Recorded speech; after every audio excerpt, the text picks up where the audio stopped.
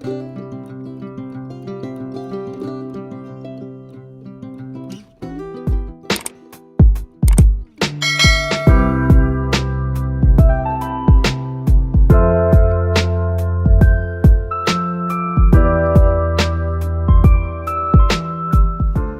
guys, I'm doing a video on my own. I'm sitting here now making stuffed zucchini, which is one of our favorite things in the summertime. But I also wanted to talk to you guys about something that's happened recently that is very problematic. So, we are new to the disabled community. It's been 5 years now. And some of the stuff that we have found out is appalling and stuff that we did not understand before. So we're kind of like the newly converted, where, that's all we want to talk about. So tell me what you think of this. A week ago, or actually a couple weeks ago now, because we're still recuperating, Dan is in speech therapy year-round. His doctor wants him to have as much speech therapy as possible. And the side effect of that, which is what we're hoping for, is a development of the muscles that would allow him to swallow and eat. Right now it's called MPO. I don't even know what that means, but it means that he can't have anything by mouth. So all of his all of his nutrition comes from a feeding tube that's installed literally in his stomach, and he gets the nutrition through a formula directly through the tube. So of course he wants to eat like you would, that's a thing.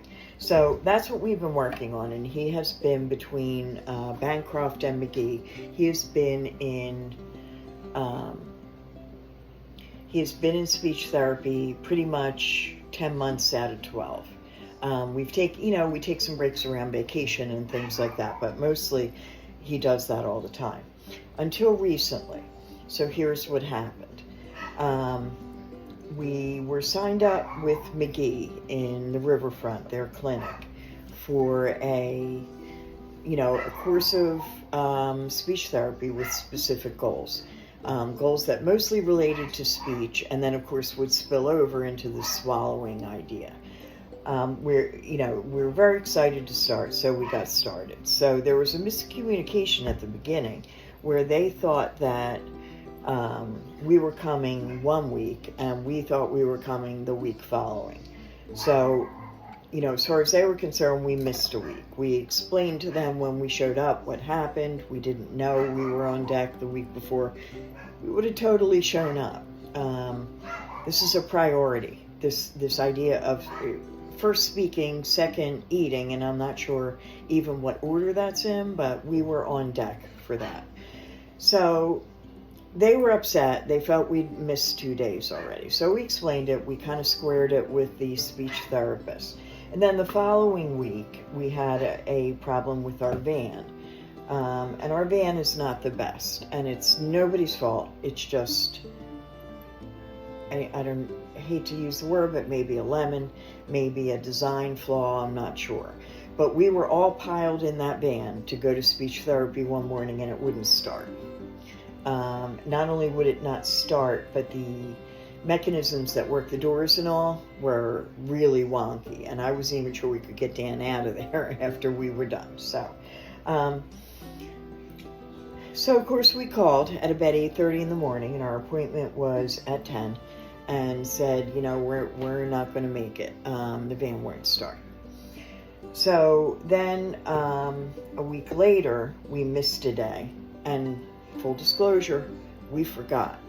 And I know that's ridiculous. That sounds ridiculous, but Dan has so many appointments and all, it sometimes happens. I'm not proud of that. That was on me entirely. So we missed 2 days. Now, new policy. In this last run of therapy, they want us to give them 48 hours notice for an absence. Otherwise, it's unexcused. And 2 unexcused absences, and you're out. So, that sounds okay. on the surface, and it's understandable. They want to book their appointments. They want to everybody fully engaged, all the speech therapists having a full schedule and all of that. We don't want to inconvenience anyone. I totally get that. So Dan got discharged because we had 2 unexcused absences without 48 hours. And like I said, that all sounds fine. And we don't want to blow them off. We don't want to not be there when we're supposed to be there. But almost all of our emergencies happen in less than 48 hours. For example, a hospital stay. You guys know from things we've talked about before that Dan has problems with his lungs. He has a lot of breathing problems. He gets frequent pneumonias. And he lands in the hospital. On average, probably 2 or 3 times a year. And I cannot make that schedule jive with the therapy schedule. So a lot of times he'll go in one day, he's scheduled for therapy, the next we call, say we can't make it or whatever. You would think that would be enough, but it's not. They want 48 hours notice. We don't have 48 hours notice for pneumonia, for example. We don't have 48 hours notice for the van. Now, if you're a person like me who has had physical therapy a couple times, I've broken my hand once, broken my fingers a couple times, and I go to I've been to physical therapy and it has been a boon. It has been so helpful. But I can get there. If I don't need a specialized vehicle to get where I'm going. So if the car doesn't start, the van doesn't start, I take a Lyft, I take an Uber. There are choices to be made here. I can con my sister into driving me. Hey, Wend. Things like that. Dan doesn't have that. Dan has one vehicle he can go in. It's the insurance-provided wheelchair van that we use that is frequently out of commission. Nobody's fault. Well, you could argue that it's Chrysler's fault. There are some design flaws that we're coping with right now. But here's my point. So Dan didn't get to do therapy this summer, and that was okay. Dan is surfing this year. We're going down the shore for a week around his surfing date, and that he loves that. That is so exciting. We get a week away because we usually take a couple days on each side and stay down the shore, so that's fun. And we have a surprise I'm not even going to tell you guys about that's happening in a couple weeks. So it's going to be a full summer. We had dinner at the pub on the last day before the pub closed for renovations. We've done a lot of fun stuff. But here's the thing. This upsets me still. And I thought in 3 weeks or so I'd calm down, and I have not. And here's why. This policy of this 48-hour notice discriminates against people like Dan with complexities around their disabilities. So, there are complexities around all disabilities, do not get me wrong. But there are multiple reasons why Dan might not show up one day, and there are many reasons why he would not show up in the window of 48 hours where I can give him notice. And here's what I think. And, you guys can call me paranoid if you want, but I think that this policy discriminates against people with more complex disabilities. Dan has logistical difficulties about getting there.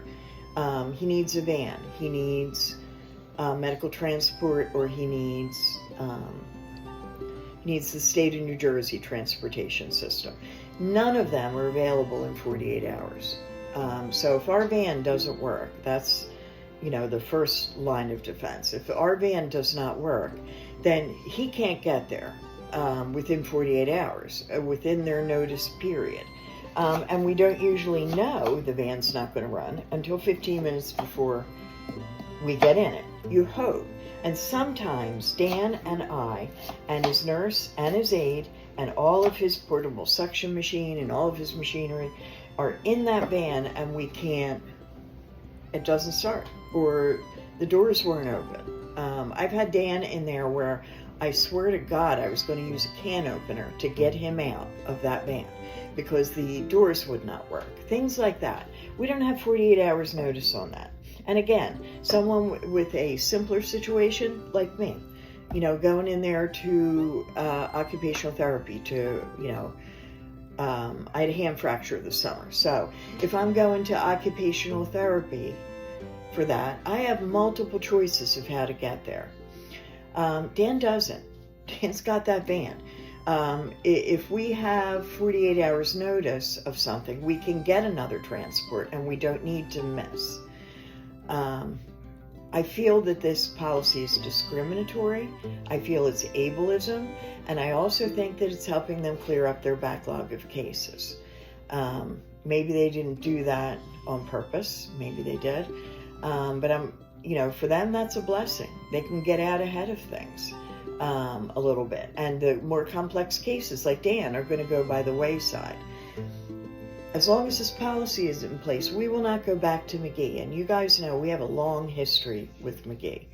Dan was in McGee almost for a year at a cost of, to the insurance, to be clear, $3 million. Then after that, we went right into outpatient therapy with McGee again. I feel they're the best. So if you guys are out there and you don't have any mobility issues or complexity, go to McGee. I highly advise it. Therapists there are fabulous. They have the technology that you need. But someone like Dan who has multiple reasons why he can't show up, it's not the place for him anymore. So we won't be back. If I hear that this policy changes, maybe we'll talk. Maybe we won't. Because I really feel like they have bailed on Dan.